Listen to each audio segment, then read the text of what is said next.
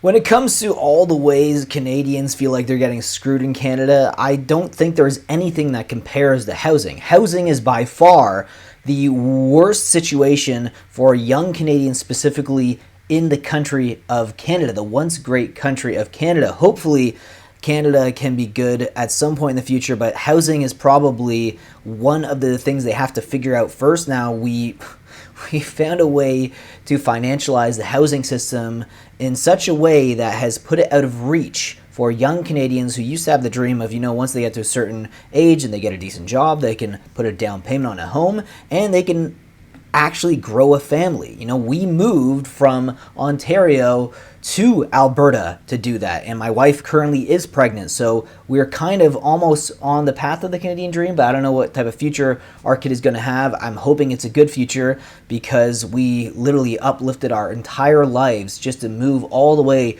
to Alberta because we were able to actually purchase property here, and it's nothing fancy, nothing great. It's a small town home, but at least it's something that we could say we own, which is getting more difficult now each day for young Canadians like this. Housing is so bad in Canada right now that you can set up 3 tents in your living room and charge $700 a month each. She made a joke post about setting up tents in her living room with use of the home and charging $720 per month each tent. She said we saw a tent experience with within a home in Europe, and we thought, well, why don't we see if there's any traction here? We would do it if we got enough traction. We were actually going to purchase some tents and make it look nice and have a listing. She said it took off, attacking up to 10 applicants a day before it was taken down on Tuesday. Now she's going to do it for real. $700 a month. Now, Airbnb has said that they've taken it down because it doesn't go with the standards. But she's going to pull this shit on Craigslist. The city's licensing team has investigated it. She's calling it tent experiences. This memorable place is anything but ordinary.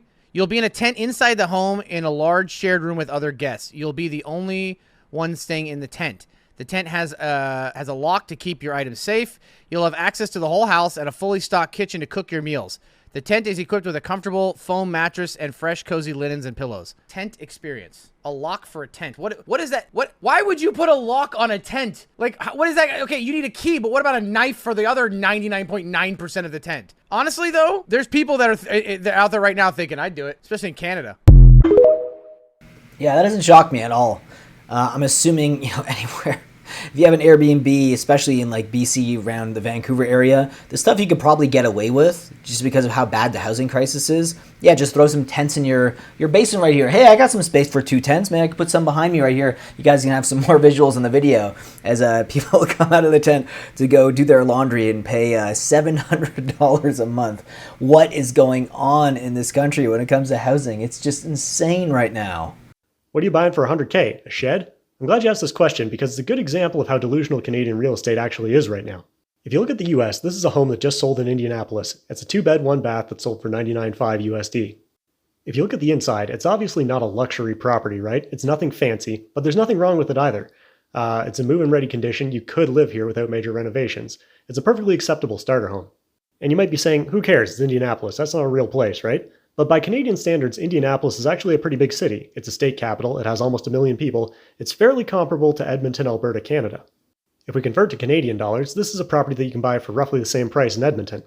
If you look at the photos of the inside of this house, you can see there's obviously a lot of unfinished work. They obviously started a renovation, and then partway through the renovation they decided to stop and sell the house instead. So the question is, what happened? If you look at the listing, they describe it as an infill opportunity and they say it's being sold for lot value only. Now, what that would suggest to me is that they started these renovations and then partway through them they discovered issues with the house that meant it would no longer be habitable or sellable in the condition it was, such as structural issues, code violations, something like that. But in other words, it means you can't live in this house. So while it might not get you anything fancy, it is actually possible to buy a house in a US city with $100K. In a Canadian city, on the other hand, all that money gets you is a plot of land with a building on it that needs to be demolished and removed, and you still have to build your own house. Nice. Hope you guys have the skills to build your own house. So you're essentially paying the same price for a similar size city for just a little plot of land. And you're going to have to get rid of all that stuff yourself. So I don't know how much money you're going to have to spend just like demolishing the house, throwing all the scraps into the landfill and all that, the dump, bringing all that stuff to the dump, and all you're left with essentially is just a plot of land that you can build your own house on. So in comparables, even though it's the same price, really that house If you would have torn down, build a new one, it's going to cost you at least $300,000 minimum, probably more than that, to be honest. This is what being priced out can look like. People are actually camping out in their RVs because rent is so unaffordable in this city. So we've just spotted this, which looks like a structure on top of the back of a truck. Hello? What's your name? It's Chris. Chris. Come on down if you don't mind. When did you build it? 6-7 months now. So you've been living in here for 6 or 7 months? Yeah. Yeah, it was a nice summer though. Can you take me up there just with my iPhone and show me like a little bit of like... If you don't mind.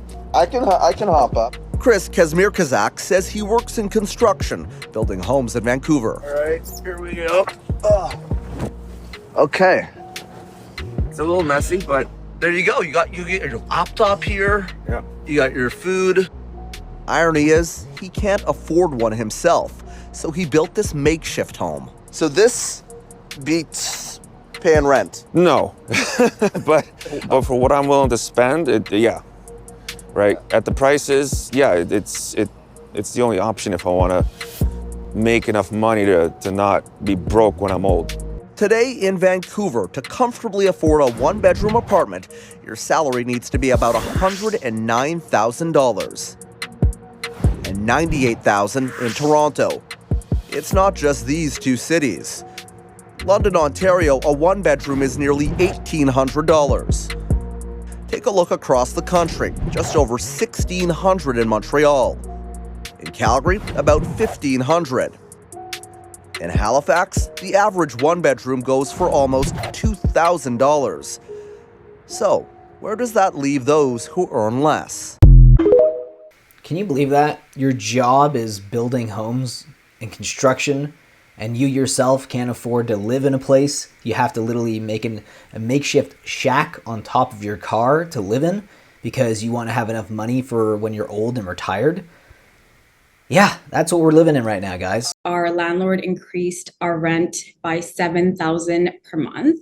Sisters Yumna and Khadija Farouk have lived in a midtown Toronto building for the past 3 years. Their rent was $2,500 per month. The landlord raised the rent to $3,500 a month, and when they had concerns and wanted to change their lease, the landlord raised the rent again to $9,500 per month. We know like our building is not rent controlled, so this was always something we were worried about, that if something were to happen, that this could be like an issue. And of course, we can't pay $9,500 per month. There's no way he can really be serious about giving us this notice. Like, we were just very shocked. The rent increase guideline for this year and next year is 2.5%, but the guideline does not apply to buildings built after November 15th, 2018.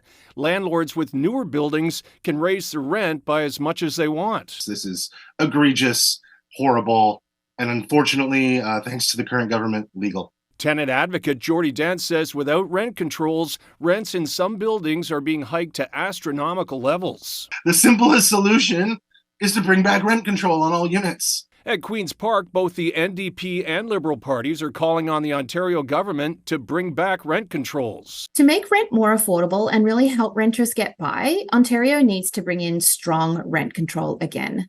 We had strong rent control in the 90s, and it is time to return it. We do have to have some form of rent control on all rental properties. The Farouk sisters now have to move out and find another place to stay, and they worry they'll also have to pay more for rent. The rental market is just so crazy right now, and the prices they've gone up, right? And so everything's just a big question mark. Pat Foran, CTV News.